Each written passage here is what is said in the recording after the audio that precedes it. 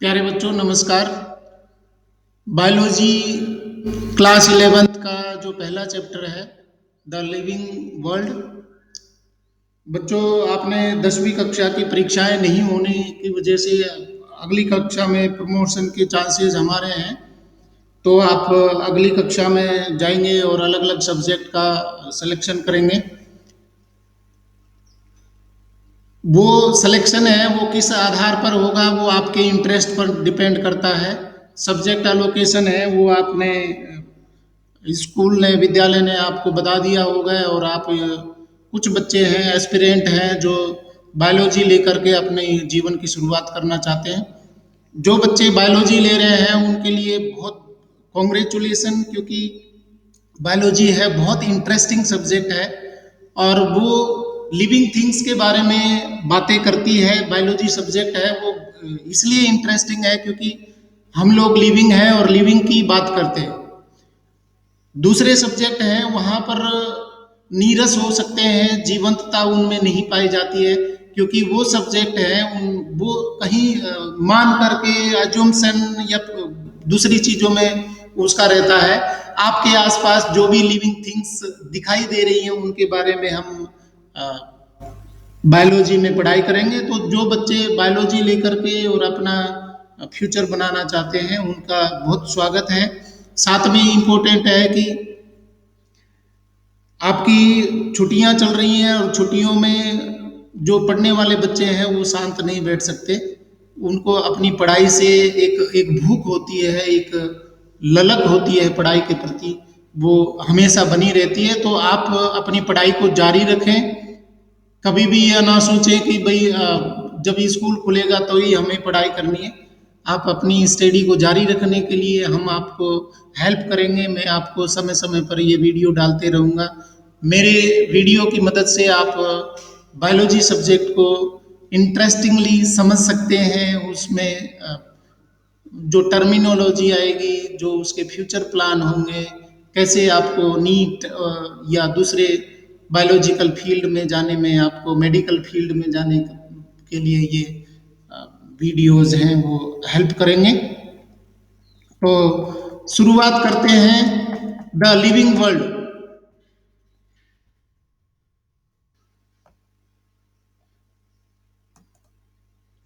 सबसे पहला हमारा जो सवाल यही आता है कि व्हाट इज लाइफ। लिविंग और नॉन लिविंग क्या है, छोटी कक्षाओं में आप पढ़ चुके हैं। लाइफ क्या है उसके बारे में चर्चा करेंगे, और हर किसी के मन में एक क्यूरियोसिटी होती है। लाइफ सिर्फ हम लोगों में ही नहीं है, जो सांस लेते हैं उन्हीं को ही लाइफ नहीं बोलते हैं, जो मूवमेंट करते हैं उन्हीं को ही लाइफ नहीं बोलते हैं। लाइफ है वो एक यूनिक चीज है धरती पर, दूसरे किसी ग्रह पर अभी तक लाइफ को खोजा नहीं गया है। तो दुनिया की जो यूनिक करेक्टर है लाइफ के, उसको हम यहाँ समझने की कोशिश कर रहे हैं। Life is a unique complex organization of molecules expressing through chemical reactions which lead to growth, development, responsiveness, adaptation and reproduction।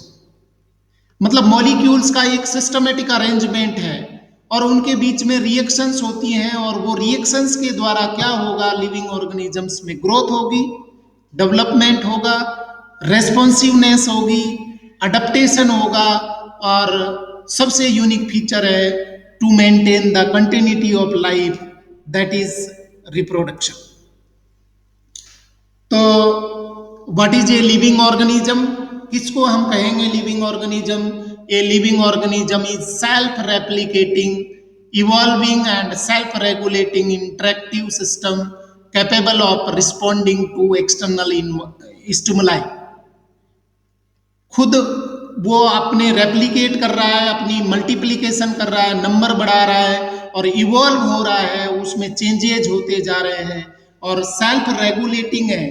आप है अपने आप को खुद रेगुलेट कर रहे हैं, आपकी बॉडी खुद रेगुलेट करती है।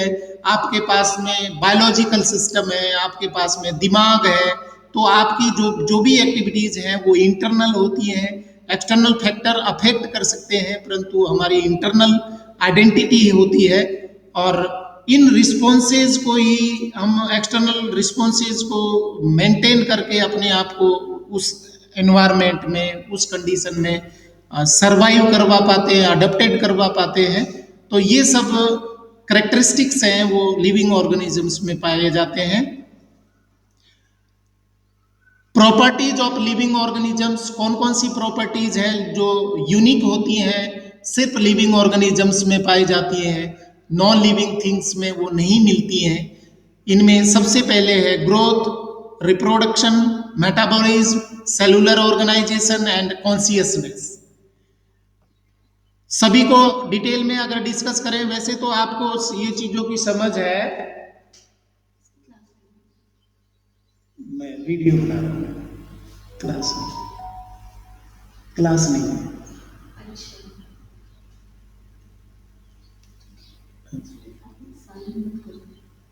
ठीक जी। Growth means increase the mass, shape, size, उसको हम ग्रोथ बोल रहे हैं। बच्चों, सैंड डून है या कचरे का ढेर है, उसमें भी ग्रोथ पाई जाती है, वो भी ग्रो करता है, परंतु ये ग्रोथ है वो एक्सटर्नल फैक्टर्स की वजह से है। अगर मिट्टी जमा होती जाएगी तो धीरे धीरे ग्रो कर जाएगा, परंतु वो बाहर की वजह से, बाहरी कारणों की वजह से है, इंटरनल फैक्टर्स की वजह से, केमिकल रिएक्शंस की वजह से वो ग्रोथ नहीं हो रही है। तो उसको, ग्रोथ को जो इंटरनल फैक्टर्स की वजह से, इंटरनल रिएक्शंस की वजह से होती है, वही ग्रोथ और लिविंग ऑर्गेनिज्म में पाई जाती है। रिप्रोडक्शन मतलब multiplication, production of oven kind of progeny, that is reproduction. Metabolism दो तरीके की रिएक्शन हम लिविंग ऑर्गेनिजम्स में पाई जाती है, एनाबॉलिक रिएक्शन, कैटाबॉलिक रिएक्शन। दोनों टाइप की रिएक्शंस हैं वो साइमल्टेनियसली चलती रहती हैं, और ये साइमल्टेनियसली रिएक्शंस हैं वो कलेक्टिवली कहलाती हैं मेटाबॉलिज्म।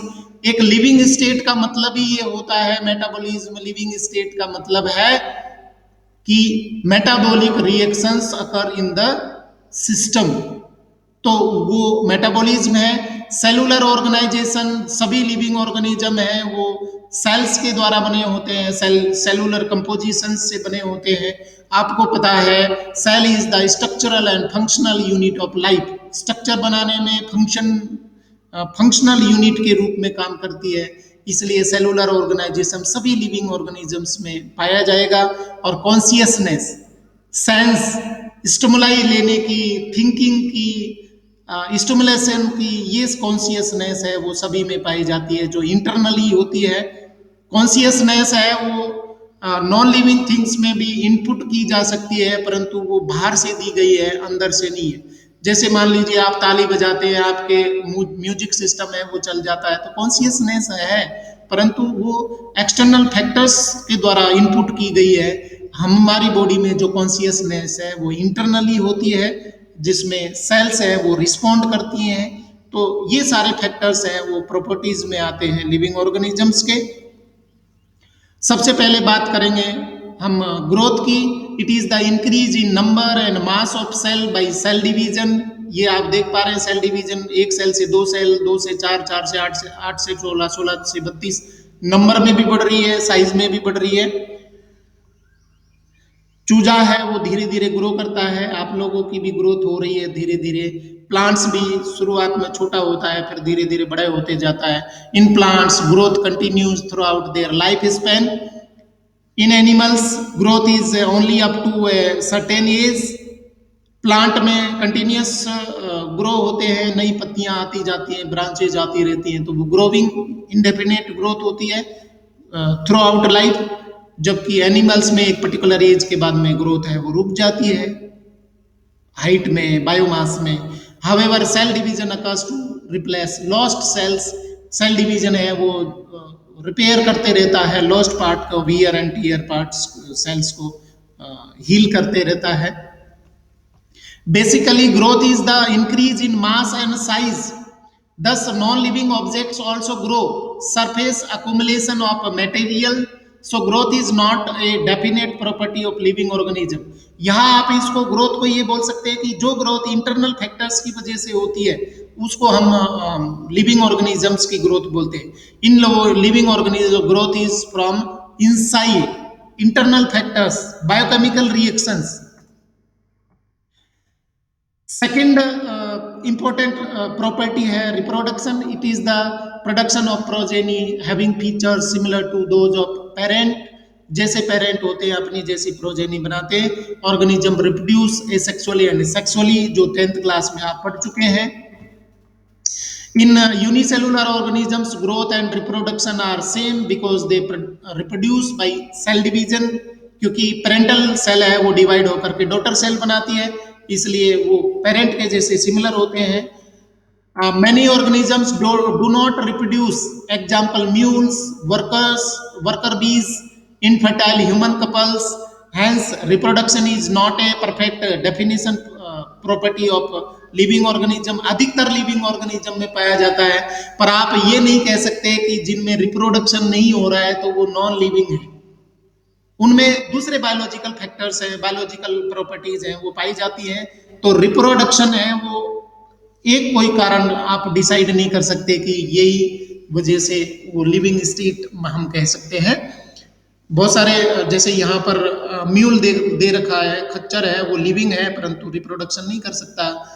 वर्कर हनी भी है, वो भी रिप्रोडक्शन में इन्वॉल्व नहीं होती, परंतु आप उसको डेड नहीं कह सकते या नॉन लिविंग नहीं कह सकते, वो भी लिविंग स्टेट में है क्योंकि दूसरे फीचर्स प्रॉपर्टी उनमें पाई जाती है। It is the sum total of all bio ये मेटाबॉलिज्म नेक्स्ट इंपॉर्टेंट फीचर है। It is the sum total of all biochemical reactions taking place inside a living system. जितनी भी बायोलॉजिकल रिएक्शन होती है, catabolic reaction, anabolic reaction. Catabolic reactions जहां पर destruction होता है, कॉम्प्लेक्स मॉलिक्यूल्स है वो सिंपलर वन में टूटते हैं, जैसे रेस्पिरेशन आपने पढ़ा। एनाबॉलिक रिएक्शंस कंस्ट्रक्टिव रिएक्शन है जहां पर सिंपल मॉलिक्यूल से कॉम्प्लेक्स मॉलिक्यूल बनते हैं। फोटोसिंथेसिस है वो एनाबॉलिक रिएक्शन है, और रेस्पिरेशन है जिसमें ब्रेक डाउन होता है वो कैटाबॉलिक रिएक्शन है। दोनों को मिला करके मेटाबॉलिक रिएक्शंस बोलते हैं, जो सभी लिविंग ऑर्गेनिजम्स में पाई जाती है।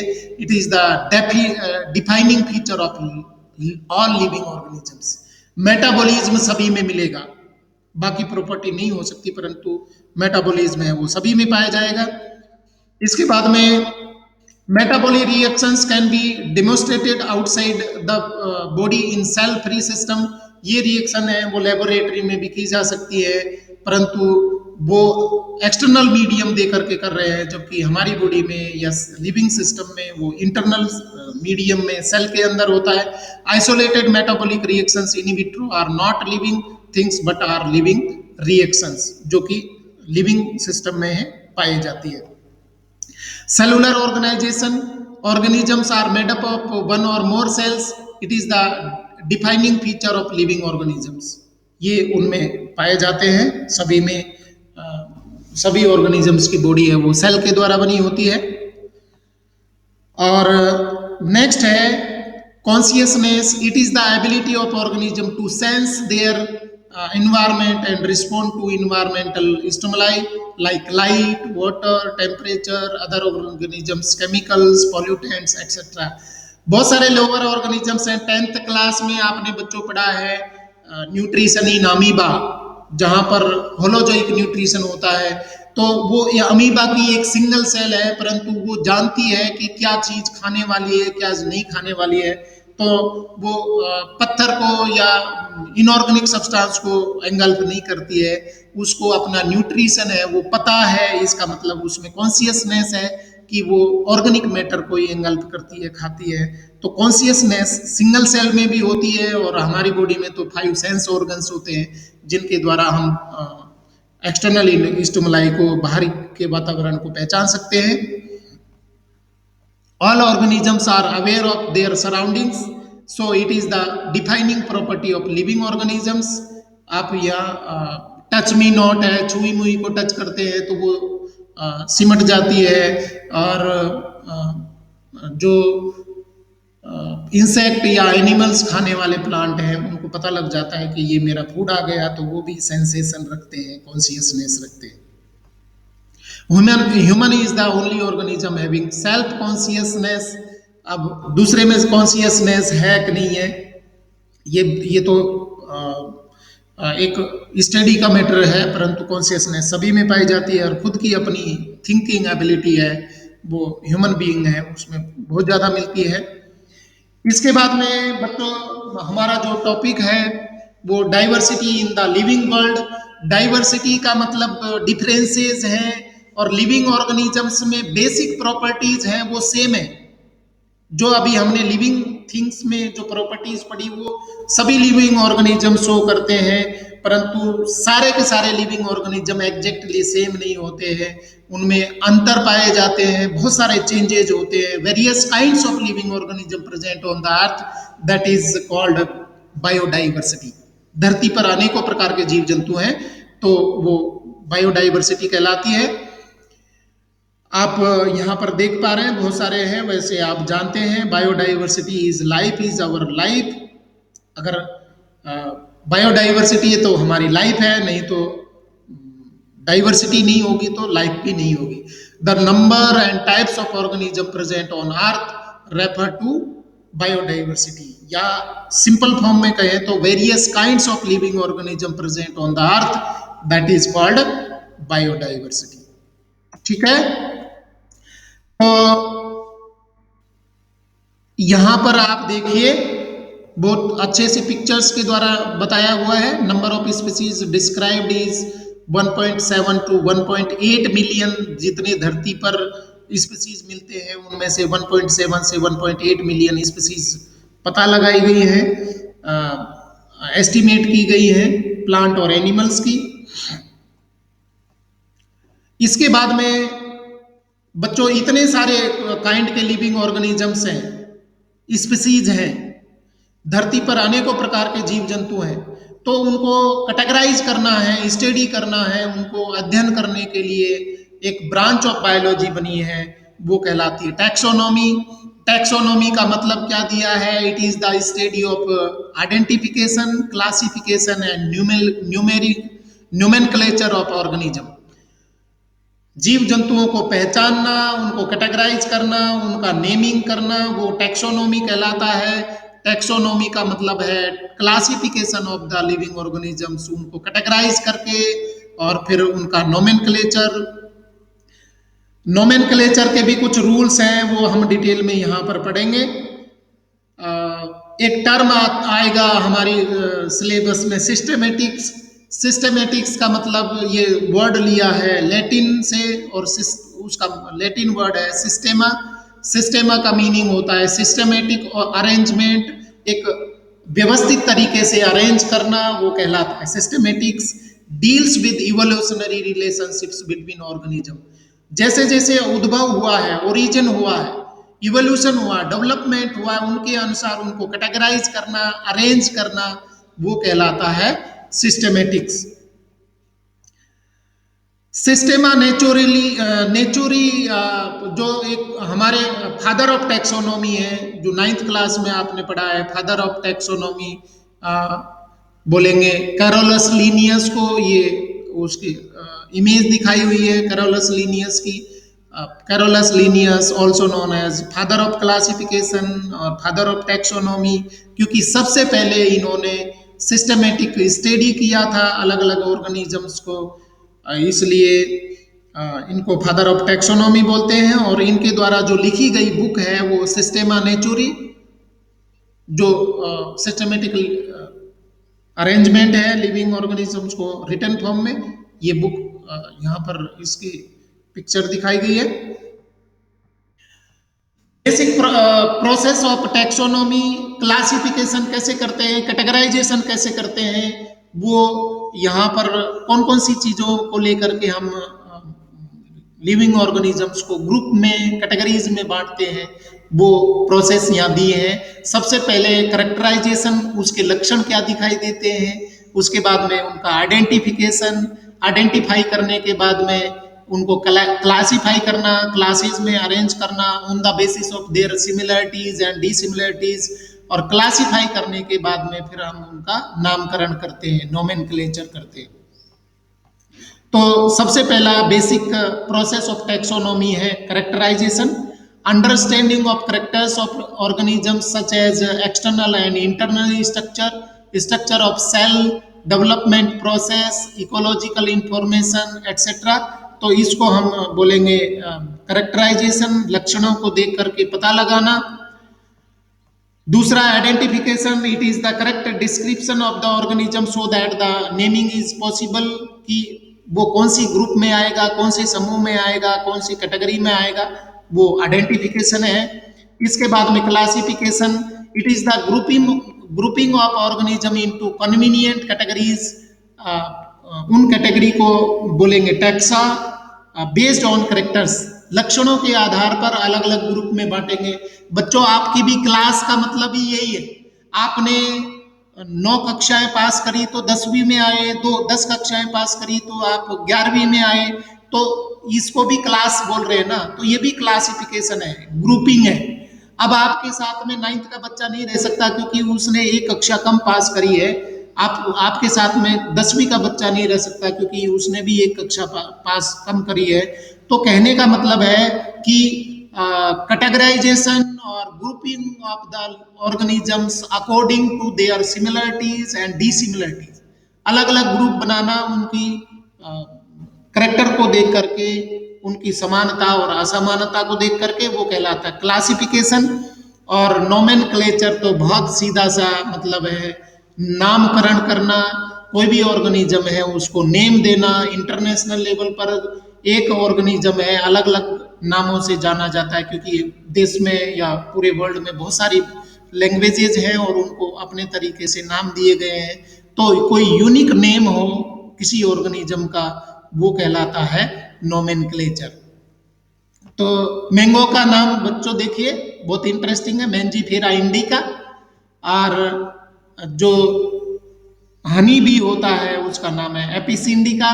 It is the standardized of names of organism such that an organism is known by the same name all over the world, जिससे वो दुनिया में एक ही नाम से पहचाना जाए, वो उस ग्रुप का नाम है जिसको हम साइंटिफिक नोमेनक्लेचर बोलते हैं। प्लांट है तो जो बॉटनिकल नेम, एनिमल है तो जूलॉजिकल नेम्स। कैरोलस लिनियस का फिर से एक फोटो दिखाया गया है। The system of naming with 2 components is called binomial nomenclature. बच्चों हमारे यहाँ पर भी नाम के 2 भाग होते हैं, एक मुख्य भाग होता है, प्रथम भाग होता है, और दूसरा भाग जाति को लगाते हैं। वैसे देखा जाए बायोलॉजिकली जाति हमारी सभी की एक ही है, इसलिए हमारा जो नेमिंग है, नामकरण है, वो ठीक नहीं। साइंटिफिक तरीके से नाम के 2 भाग होते हैं और 2 भाग जिस नाम के होते हैं वो साइंटिफिक नेमिंग नोमेनक्लेचर के जो जिसके द्वारा प्रपोज्ड किए गए थे वो है कैरोलस लिनियस। कैरोलस लिनियस ने बाइनोमियल नोमेनक्लेचर दिया था। कहने का मतलब नाम के 2 भाग होंगे, वो डिटेल में हम पढ़ेंगे। It is proposed by Linnaeus. Botanical names are based on the rules in International Code for Botanical Nomenclature। जो पेड़ पौधों को जो नाम दिए जाते हैं वो किसके द्वारा निर्धारित होते हैं? ICBN के द्वारा, international code for botanical nomenclature. और जो एनिमल्स को नाम दिए जाते हैं, zoological names are based on international code for zoological nomenclature, that is ICZN। तो ICBN ने मैंगो को नाम दिया मैंजीफेरा इंडिका, ICZN ने टाइगर को नाम दिया पैंथेरा टाइग्रिस। तो सभी ऑर्गेनिजम्स के अलग अलग नाम हैं और वो 2 पार्ट इसके हैं, पहला पार्ट मैंजीफेरा, दूसरा पार्ट इंडिका। इसका भी 2 पार्ट है, मैंजीफेरा इंडिका, जो टाइगर का जो नाम है पैंथेरा टाइग्रिस। नोमेनक्लेचर के लिए कुछ इंटरनेशनल यूनिवर्सल रूल्स बनाए हैं, कुछ सिद्धांत दिए गए हैं, नियम बनाए गए हैं। वो कौन कौन से सिद्धांत है, नियम है, आप देखिए। Scientific names are in Latin और latinized and written in italics. When hand written they are underlined separately. जो वैज्ञानिक नाम होंगे वो कहाँ से लिए जाएंगे, कौन सी भाषा के होंगे, वो होंगे लैटिन के, लैटिन भाषा के होने चाहिए या लैटिनाइज्ड उनको कर देना चाहिए। अब लैटिन भाषा का कोई नाम शब्द नहीं लिया है तो उसको हमें किस रूप में बदल देना है, लैटिनाइज्ड कर देना है, लैटिन के जैसा बना देना है। दूसरे, उसको आप लिख रहे हैं, लैंग्वेज तो मतलब शब्द लिया जाएगा लैटिन भाषा का और उसको लिखा जाएगा इटैलिक्स में। इटैलिक्स कंप्यूटर आप जानते हैं थोड़े से तिरछे चलती है, उसको इटैलिक्स स्क्रिप्ट में लिखा जाएगा। व्हेन हैंड रिटन, अगर उसको आप हाथ से लिख रहे हैं तो क्योंकि आप इटैलिक्स आपको स्क्रिप्ट नहीं आती है तो आप क्या कर दें, उसका अंडरलाइन कर दें, जिससे जब भी वो टाइप्ड फॉर्म में होगा, जब भी उसको टाइप किया जाएगा, कौन से स्क्रिप्ट में टाइप होगा, वो इटैलिक्स में। इसके बाद में the first word is genus name. नाम के दो भाग हम चर्चा कर रहे हैं। जो पहला भाग है नाम का, first word of the name that represent genus name, ये पहला भाग है मेंजीफेरा, वो जीनस को रिप्रेजेंट करता है जिसको हम जेनेरिक नेम भी कहते हैं। And second word of the name comes from species, specific epithet होता है। तो मेंजीफेरा जीनस नेम है, जीनस को रिप्रेजेंट कर रहा है, जबकि इंडिका है वो स्पेसिफिक या स्पीसीज को रिप्रेजेंट कर रही है। इस तरीके से जीनस प्लस स्पीसीज दोनों से मिलाकर के साइंटिफिक नेम तैयार हुआ मेंजीफेरा इंडिका। हाथ से लिख रहे हैं तो अंडरलाइन, और अगर टाइप कर रहे हैं तो इटैलिक्स। शब्द कहां से लिया गया है, लैटिन से। Genus name start with capital letter and species name with small letter. तीसरा जो यूनिवर्सल रूल है, जो पहला लेटर होगा जीनस का वो कैपिटल होगा, बाकी सारे लेटर हैं वो स्मॉल में होंगे।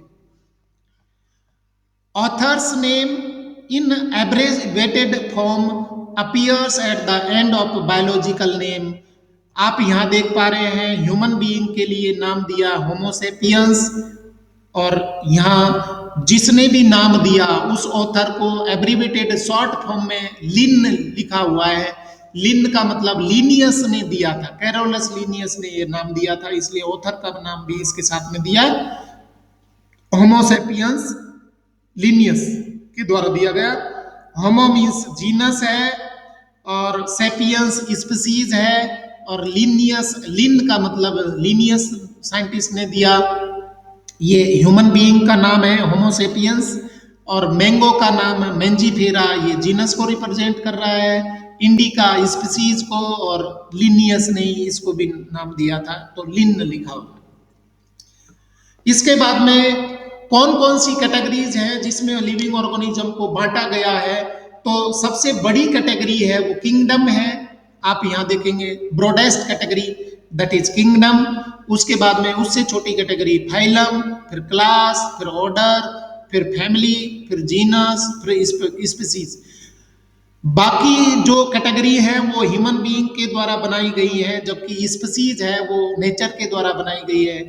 तो सबसे बेसिक जो यूनिट होती है, जो सबसे छोटी यूनिट है टैक्सोनॉमिक कैटेगरी में, वो स्पीसीज, और सबसे बड़ी है किंगडम।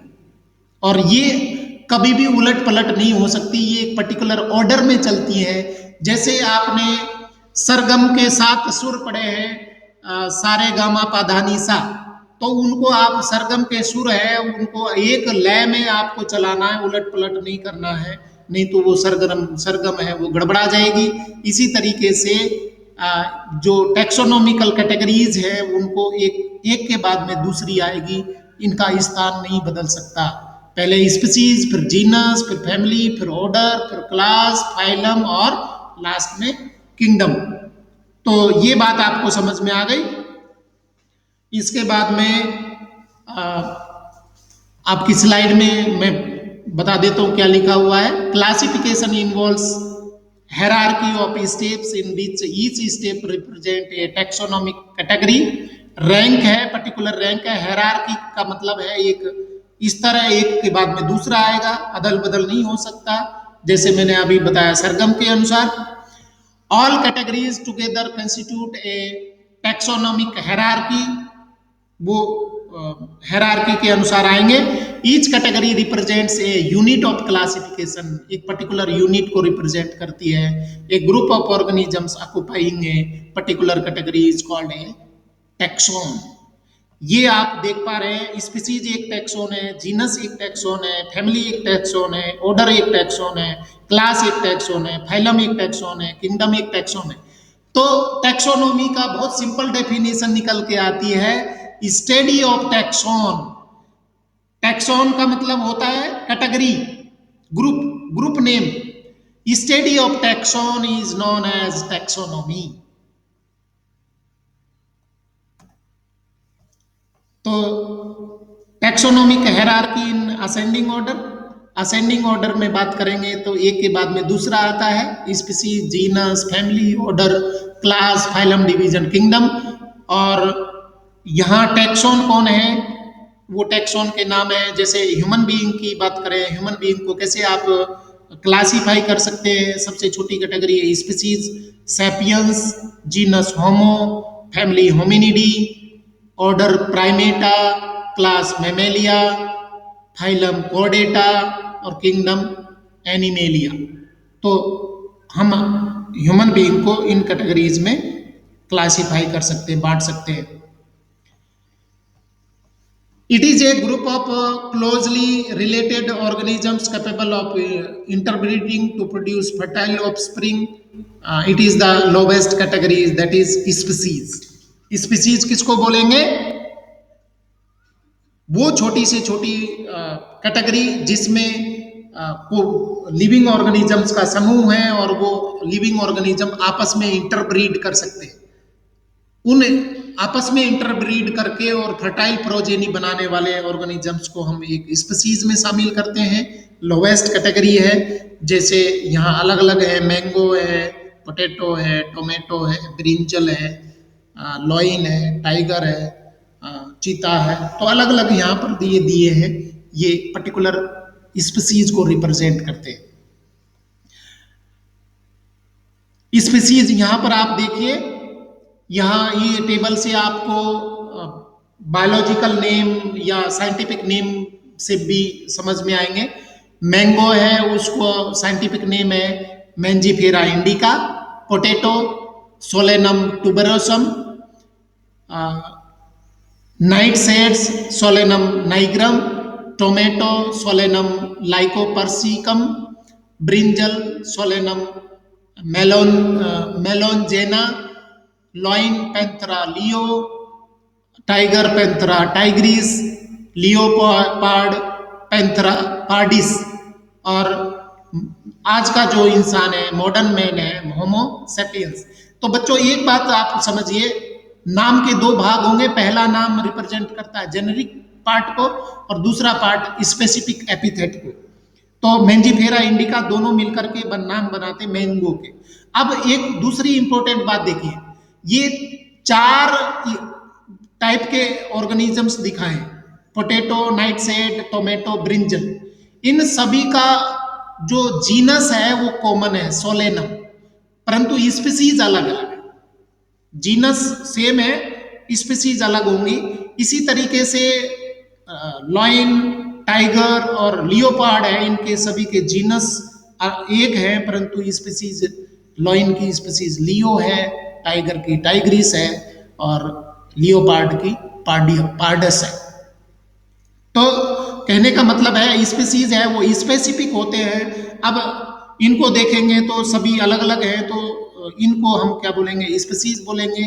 और वो कॉमनली ये शिकारी जानवर होते हैं, जंगली जानवर होते हैं, तो उनके लिए यहाँ पर पैंथरा नाम जीनस दे दिया जनरल. इसके बाद में दूसरी टैक्सोनोमिक कैटेगरी है genus. It is the aggregate of closely related species. जो समान लक्षण रखने वाली स्पीसीज है उनको एक जीनस में रखा जाता है.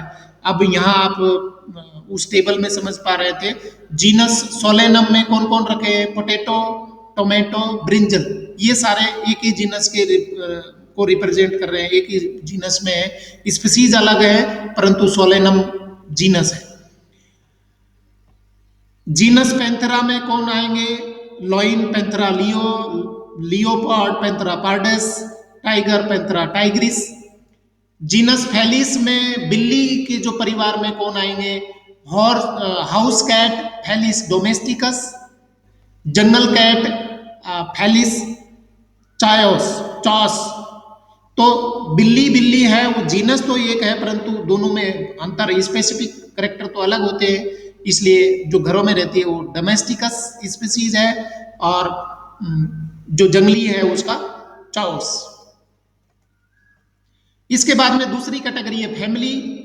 Family it is a group of related genera.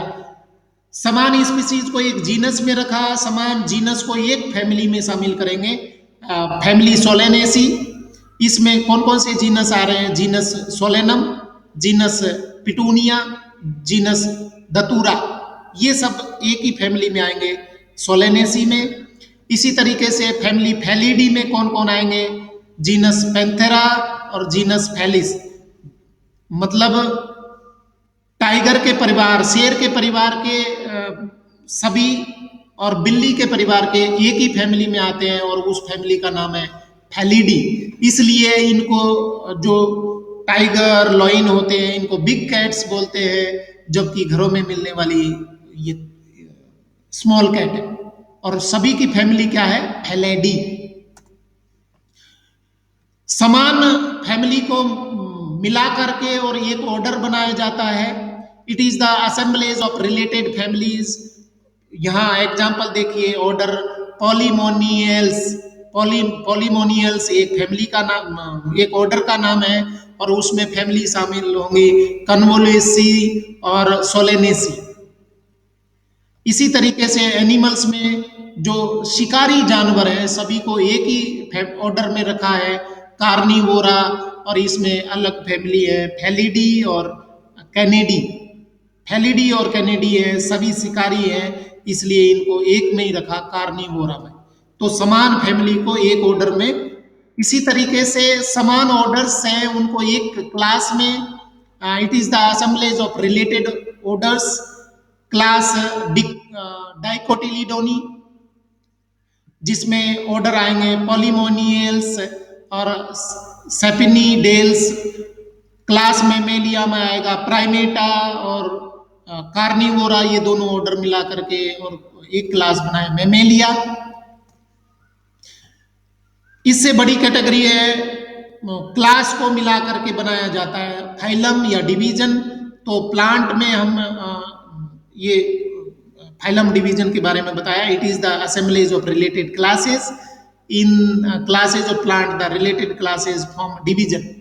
Animal है तो फाइलम बोलेंगे, और प्लांट है तो डिवीजन। तो प्लांट में देखिए एंजियोस्पर्मी एक डिवीजन है, और इसके अंदर क्लास आएंगी कोटिलिडोनी और डाइकोटिलिडोनी और मोनोकोटिलिडोनी, दो क्लास हैं वो एक डिवीजन में एंजियोस्पर्मी में।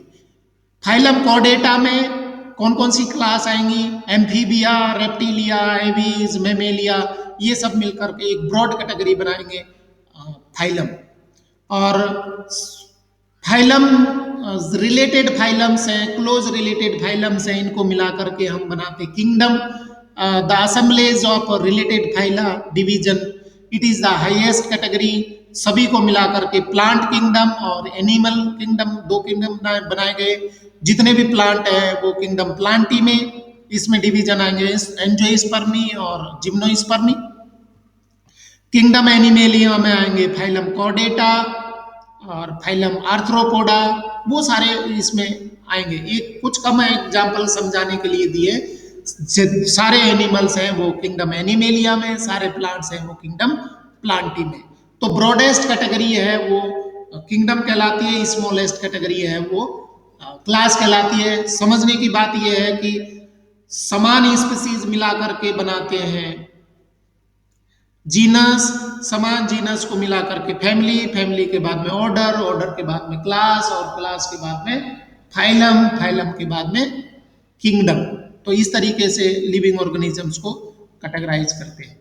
अब यहाँ देखिए कैटेगरी, सबसे बड़ी कैटेगरी एनिमल्स में बात करें तो किंगडम एनिमेलिया। फिर Chordata, phylum, class Mammalia, order Carnivora, family Felidae, genus Panthera और स्पीसीज टाइग्रिस। तो टाइगर को आपको कैटेगराइज करना है, क्लासिफाई करना है, तो इस तरीके से उसको शामिल करते जाएंगे। Organisms with their taxonomic categories. Taxonomic categories कौन कौन सी हैं, ये आपकी बुक में टेबल दिया है बच्चों, कैसे नोमेनक्लेचर करते हैं। जैसे कॉमन नेम मैन है, आदमी मैन है, मैन का जो बायोलॉजिकल नेम है वो Homo sapiens, genus Homo, family Hominidae, order Primata, class Mammalia और फाइलम कॉर्डेटा। इसी तरीके से हाउस फ्लाई को कैटेगराइज करना है तो हाउस फ्लाई कॉमन नेम है, मस्का डोमेस्टिका बायोलॉजिकल नेम है, उसका स्पीसी तो डोमेस्टिका होगा और उसका जीनस है Musca, family name Muscidae, order Diptera, class Insecta और फाइलम है आर्थ्रोपोडा। मैंगो का common name biological name Mangifera indica, genus Mangifera, family Anacardiaceae, order Sapindales, class Dicotyledonae और फाइलम है या उसको प्लांट में हम बोलते हैं डिवीजन एंजियोस्पर्मी। वीट में common name wheat, Triticum aestivum biological name, genus name Triticum, family name Poaceae, order Poales, class Monocotyledonae और डिवीजन होगा इसका एंजियोस्पर्मी। तो इस तरीके से हमने इनको कैटेगराइज किया अलग अलग कैटेगरीज में बच्चों। टैक्सोनॉमी में जो हेल्प करने वाली जो चीजें होती हैं, जो लिविंग ऑर्गेनिजम्स को अलग अलग ग्रुप में बांटने वाले जो एड्स होते हैं, जैसे आपके फर्स्ट एड होता है वो प्राथमिक चिकित्सा देने के लिए होता है, उसमें सीजर है, रुई है और कोई छोटी मोटी दवाइयाँ हैं, कोई पट्टी है, वो उसको फर्स्ट एड बोलते हैं। इसी तरीके से जो आपको लिविंग ऑर्गेनिज्म को कैटेगराइज करने में मदद करे, जो टैक्सोनॉमी में हेल्प करे, वो क्या कहलाती है, टैक्सोनॉमिकल एड्स। टैक्सोनॉमिकल एड्स में कौन कौन कौन आते हैं, हर्बेरियम।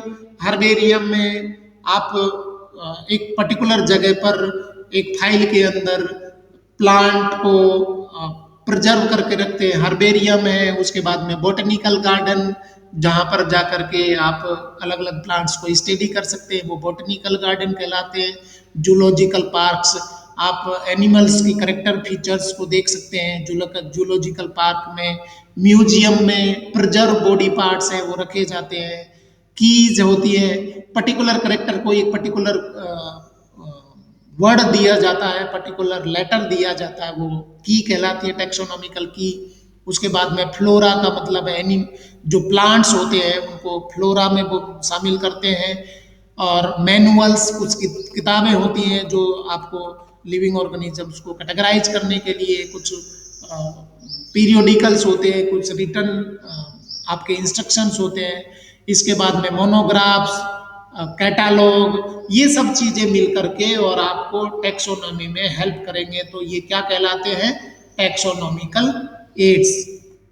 सभी को देखिए, टैक्सोनॉमिकल एड्स जैसे लाइब्रेरी में किताबें होती हैं बच्चों, इसी तरीके से हर्बेरियम में ड्राइड प्रिजर्व्ड, आप छोटी कक्षा में देखते होंगे पत्तियां हैं या फूल है, उनको किताबों के अंदर सुखा करके रख देते हैं।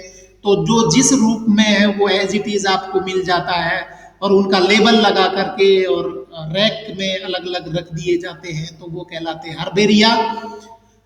हर्बेरियम के बारे में देखिए, it is a store house repository of plant species that are dried, pressed and preserved on sheets and are arranged according to universally accepted classification।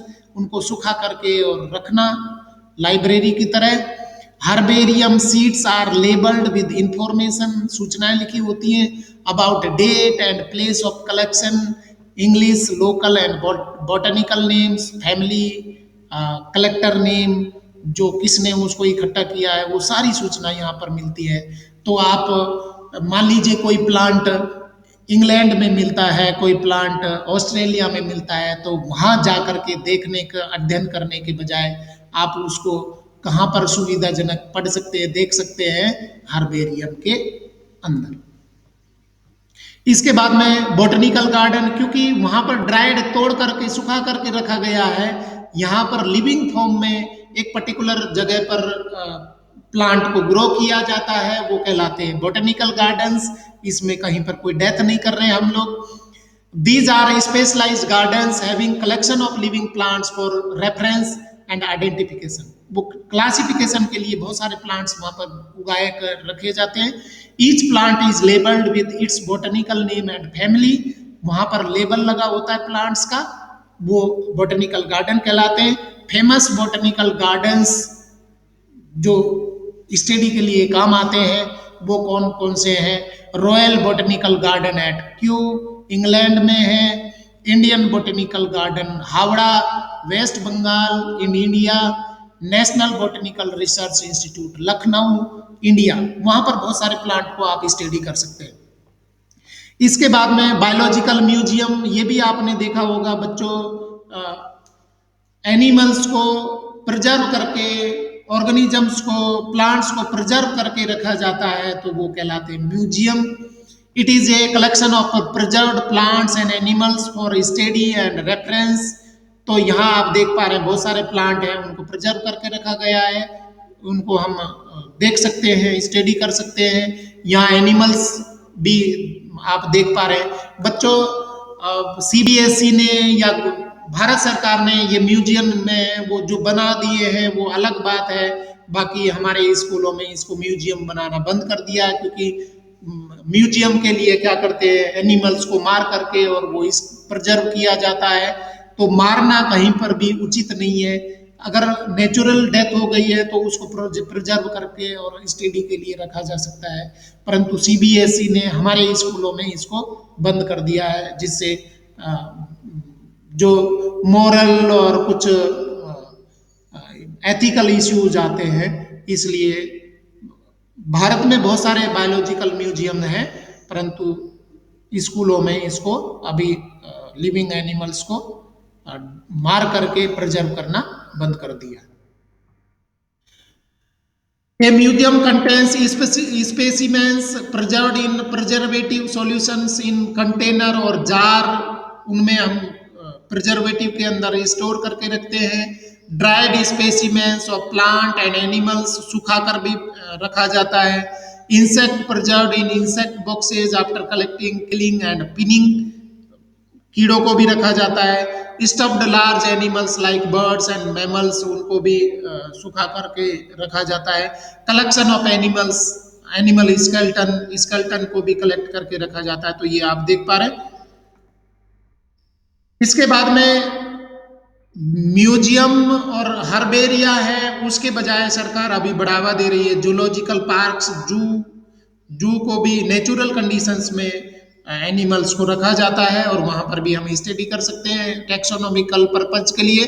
These are the places where live wild animals are kept in protected environment under human care. It helps to learn about their food habits and behaviour. तो बहुत सारे zoological parks हैं वो India में पाए जाते हैं। इसके बाद में की देखिए आप, की बहुत इंपॉर्टेंट है स्टडी करने के लिए। It is an analytical method of identification of organism based on similarities and dissimilarities. कुछ की बनाई गई है, उनको सिमिलरिटी और डिसिमिलरिटी के आधार पर एनिमल्स को हम आइडेंटिफाई कर सकते हैं, कैटेगराइज कर सकते हैं। It is based on the contrasting characters generally in a pair called couplet। दो कॉन्ट्रास्ट करेक्टर होते हैं और उनके आधार पर इनको लिख करके रखा जाता है। तो वो जो दो करेक्टर कॉन्ट्रास्ट करेक्टर है उनको रखा जाता है, वो कपलेट कहलाते हैं। Each couplet has two opposite options, of these only relevant option is accepted and the other is rejected. Each statement in the key is called a lead. कोई भी स्टेटमेंट लिखा जाता है उसके एनिमल के बारे में, ऑर्गेनिज्म के बारे में, तो उसको लीड कहते हैं। तो ये आप देखिए, आप ये एनिमल्स देख पा रहे हैं। ड्राई स्किन, उसके लिए 1 नंबर दिया है, यहाँ नो, यस। अगर है तो हेयर्स मिलते कि नहीं मिलते, या नो, यस। यहाँ अपोजेबल थम्स, अंगूठे मिलते कि नहीं, नो, यस। बाईपेडल, 2 पैरों से चलता कि नहीं, नो, यस। और लास्ट में आप आ जाएंगे ह्यूमंस पर, की के आधार पर। ये एक ब्रांचिंग टाइप की, ब्रैकेट टाइप ये की दी गई है, जिनसे हम बहुत आसानी से स्टडी कर पाते हैं किसी भी टैक्सोनॉमिकल ग्रुप को। इसके बाद में फ्लोरा देखिए, it is the actual account of habitat and distribution of plant species of A given area. Flora का मतलब कोई भी स्पीसीज जहाँ डिस्ट्रीब्यूट हो रही है उसको फ्लोरा बोलते हैं, और वो वहाँ पर रिटन फॉर्म में, टाइप्ड फॉर्म में या प्रिंटेड फॉर्म में आपको उस एरिया का फ्लोरा आपको मिल जाएगा, सूचना मिल जाएगी। Manuals are the record that contains information for identification of names of species found in an area। वो किताबें भी मिल जाती हैं। आप कोई भी पार्क में जाएंगे, नेशनल पार्क में जाएंगे, वहाँ मैनुअल्स मिल जाएंगे। इस नेशनल पार्क में आप कौन कौन से जानवर, कौन कौन से प्लांट देख सकते हैं, तो वो सब प्रिंटेड फॉर्म में आपको उपलब्ध हो जाएगा। Monographs, these are the records that contain information on any one taxon. सभी के बारे में मोनोग्राफ्स हैं, वो आपको प्राप्त हो जाएंगे। Catalogue, it is an alphabetical list of species. Catalogue का मतलब बुक के लिए भी कैटलॉग होता है, एनिमल्स के लिए भी कैटलॉग होता है। कैटलॉग अल्फाबेट के अनुसार एनिमल्स या प्लांट स्पीसीज है, उनके नोमेनक्लेचर है, उनके बारे में आपको डिटेल जानकारी मिल जाएगी। तो इस तरीके से बच्चों, ये हमारा टॉपिक है आज का कंप्लीट हो गया। ये एक क्लास 11th का पहला चैप्टर है, वो हमने कंप्लीटली डिस्कस कर लिया।